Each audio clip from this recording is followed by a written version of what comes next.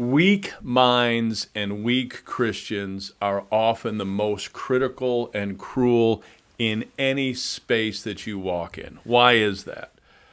Well, all of us, when we experience someone new, someone different, maybe somebody doing something better than us, something we don't understand, because of our human nature, we begin to judge, and often we begin to become critical, and that takes our predetermined response to come out of that kind of natural mindset and put on the mind of Christ, which becomes empowering, full of love. The other day I was in a restaurant, and a woman came up to me with an orientation I have never experienced before. It was, I don't even want to go into it, but her sexual orientation, her orientation in life was completely different from anything that I've ever experienced. And immediately when she kind of found out who I was or what I did, she became somewhat antagonistic and hostile. And I remember as I was talking with her, I said, wait a minute, could you just help me to understand? I've never met anybody like you. And what does it look like if I sit in your chair and view the world through your lens? And I began to just ask her questions about what she thought about me, what she thought about me sponsoring a biblical worldview. And you know what? Immediately, empathy came back in that room. This is really critical for us to change a society that's antagonistic to our biblical worldview. We have to seek to understand before we seek to be understood. And empathy opens up that door. So the problem is that when we encounter someone that we feel is living in sin or they're away from a biblical mandate, we feel that just beginning to understand them is somehow condoning their sin or giving place for it. Many people operate under this thought that if they don't come right out of the chute with a gospel gun of condemnation, they're doing the person a disservice. Well, there could be times for that, but let me ask you, how is that working for you?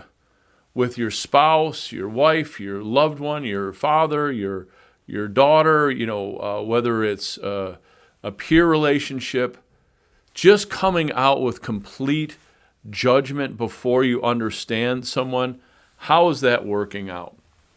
I would say it's not stellar.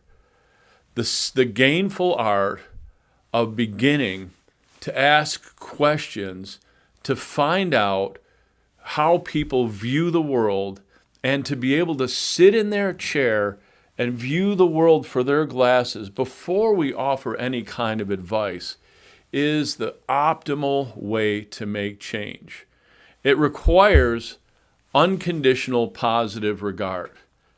Now, I know there may be some challenges to this, but listen, every man, woman, and child you meet on planet Earth has something in common with you. They could be someone's daughter, they could be someone's son, someone's father, someone's mother, and we should give them regard for their position in life. Also, they're made in the image and created in the image of a holy God. They're the children of a Most High God. And giving them, beginning our conversation, the very onset, unconditional positive regard for at least those two functions, whether we don't agree with anything else in their life or anything they have to say, allows us to build this basis of empathy, seeking first to understand before we seek to be understood. This can lead to all kinds of powerful things. Some of the most significant changes I've seen in people's lives that I've wanted to have an impact on have begun with this. The other thing I think that keeps us as Christians from engaging in a conversation with unconditional positive regard and empathy is that we feel like somehow we're going to be polluted, we're going to fall into sin or a trap of the devil just by understanding someone with a different worldview. Now, I get it. There may be times where you don't want to, for instance, read the Quran to understand Muslims. I wouldn't advise that. But do we have the ability to listen to someone explain what they see, how they see the world, and what's important in their lives, and then from that basis begin to add our content to that narrative? I think that's a worthwhile endeavor. You may be living in an environment, you may be living in an office where there are cruel people. There are critical people. There are people that feel they get ahead by making you look bad, feel bad. That people that go out of their way to find the worst in others. Well, let me just share a couple of things. First of all, God sees all. God is the one that promotes. Secondly, whatsoever you sow, that you'll reap.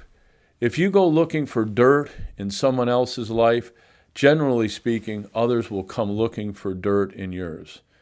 If you can be positive and you can be one that looks for the best in individuals and tries to draw out their potential by calling forth the attributes that may be latent, may be frozen in their life, but calling them to the forefront with sincere compliments and sincere empathy, that's the kind of person that everyone wants to be around.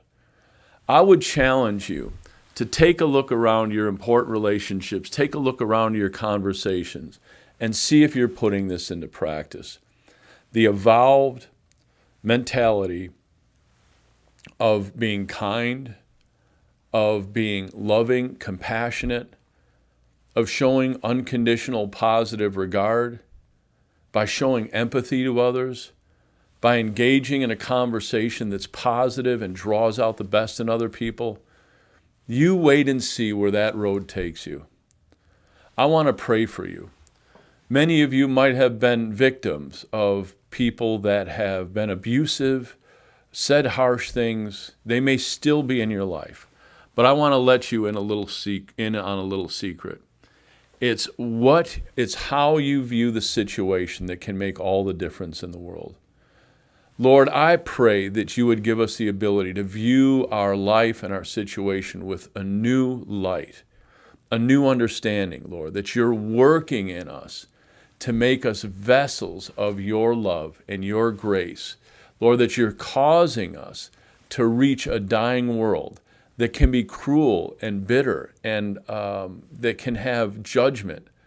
Lord, that you're calling us to be salt and light and to act differently.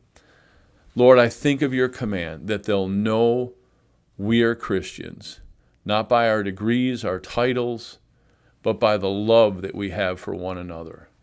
I pray for that to come forth in a practical way like never before. God bless you.